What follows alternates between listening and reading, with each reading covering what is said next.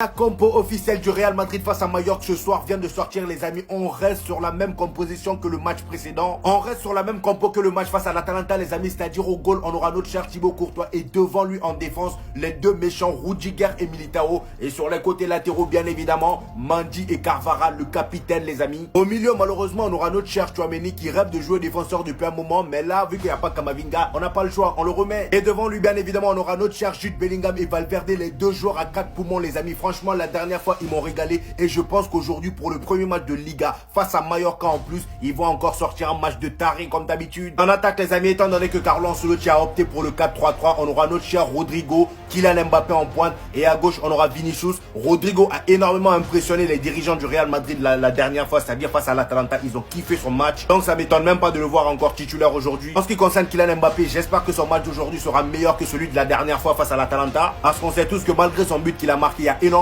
eu de critiques sur lui. D'ailleurs, il est dit que l'effet Kylian Mbappé est arrivé à Mallorca, vu qu'ils vont jouer à Mallorca. Le stade sera rempli et aura la plus grande fréquentation de son histoire. C'est une dinguerie. Tout ça à cause de Kylian Mbappé.